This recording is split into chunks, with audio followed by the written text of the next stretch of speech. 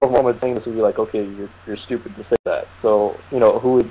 So basically, I think a lot of more intelligent scholars would say, well, Allah subhanahu wa ta'ala was basically people at the time saying, okay, we put the mountains here, put them to the earth.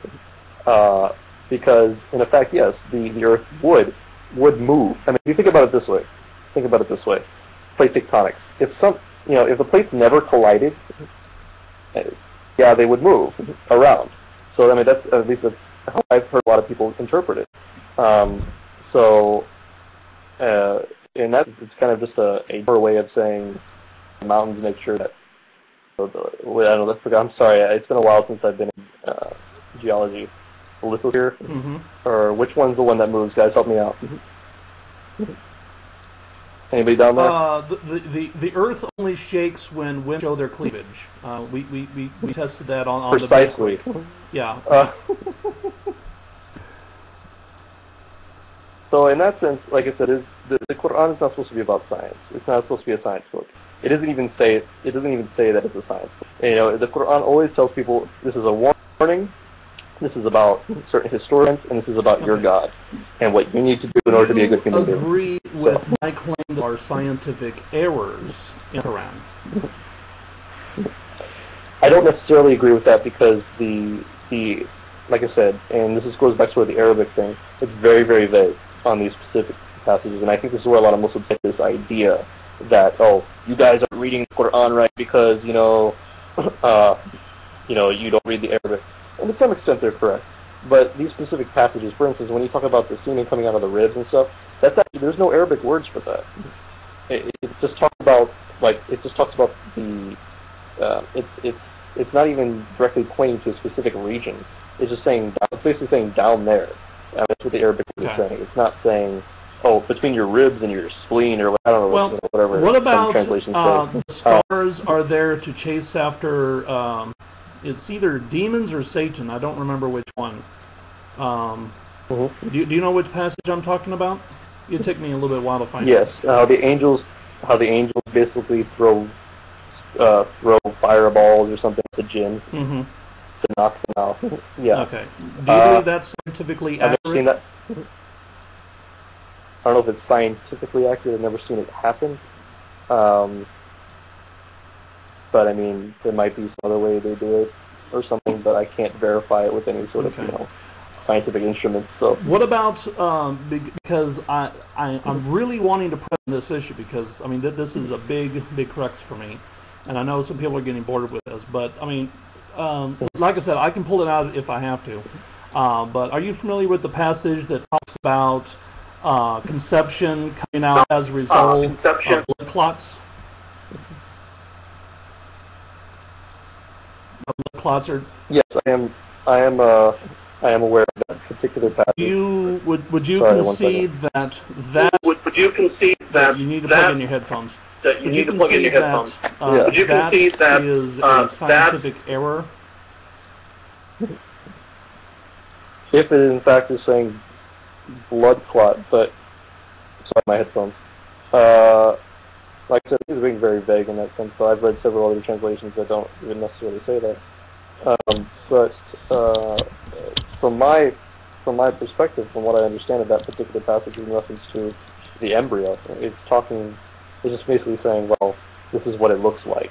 It's not necessarily saying it is a blood clot. So, I mean, I've never really had a problem with it because from what I've read, the background Arabic on it and stuff, it's extremely vague. Okay. I think a lot of ignorant Muslims are putting that interpretation in there. So, just to summarize your position, the errors that we are finding in the Quran are a result of mistranslation. Would you say that is correct? The errors in the Quran? Yeah, the I don't mean to get you. errors. I think it's kind of a loaded. Okay, I thought that was kind of a loaded question at first. Whatever scientific, the fact that, let me say it this way, I don't think there's any scientific errors in the Quran because the Quran is not necessarily talking about science. Okay. It's not giving any sort of specifics, so there's not really anything to look at. I'm referring to the semen coming from the ribs and the spine, mountains, protecting against earthquakes, the meteors up in the sky chase demons away. the passages in the Bible that talk, not the Bible, but the Quran that talk about the sun setting into the mud, stuff like that. I mean, the sun does not set into the mud. The earth rotates around the sun. So, I mean, there's no way the sun could set in there. And if I did some did some research, I mean, it's in the Hadith somewhere where, I mean, even the Muhammad did clarify. It's like, yeah, right into the mud. You have to understand too, though, that when we're interpreting those particular hadith in the Quran, that the Arabs at the time didn't even think that way. They didn't think the world was flat, and nor did they have a geocentric version of the universe. Did they believe that the Earth was round and that it revolved around the sun?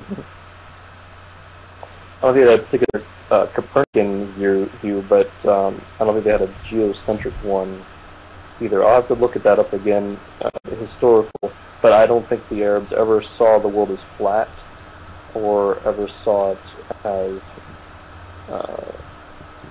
I don't think they took a very, because even throughout time afterwards, after the Prophet Muhammad during the Ottoman, even up to the Ottoman Empire, the Arabs were very much not opposed to many modern day scientific discoveries. In fact, they advanced science quite a bit, especially medicine. So it's kind of, like I said, I don't really have all the details in mind. I think somebody's posted there's Surah 18 verses 85 through 90. Are you familiar with that passage? Because I think they found it. Sorry, my mic is cutting off. It's okay. Okay. Okay.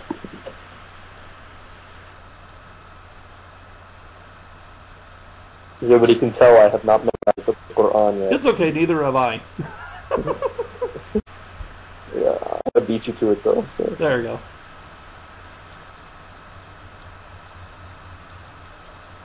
What was it, 35? Yeah, somebody post that Surah 18 again.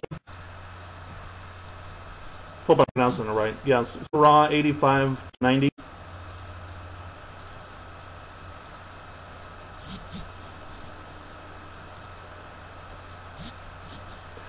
Yeah, the reason why I'm pressing on this is because, in my opinion, my case is there is scientific errors in the Bible. Not the Bible. I keep calling it the Bible. I'm so sorry. It's the Quran. There are passages in there, that talk about, the sky being supported by pillars attached to the mountains. Blood clots leading to conception, stuff like that.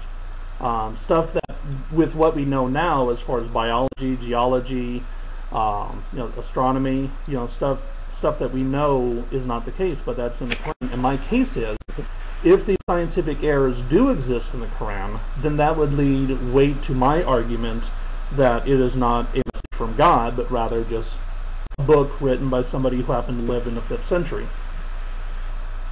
I mean, I would agree with you if, in fact, we're talking about that. I just don't think that, like I said, this whole recent movement, for instance, with Harun Yah and stuff like that, that's actually a very, very, very different way of interpreting it. So he even cherry picks a lot of passages as well in order to prove his point.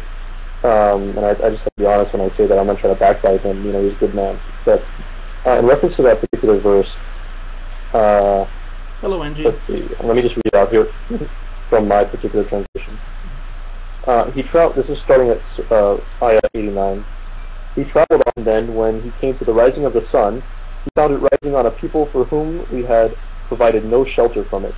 And so it was, we knew all about him. I don't know particularly what the problem was with that. Okay, verse, that obviously wasn't the verse I was saying. And like I said, I don't have it memorized.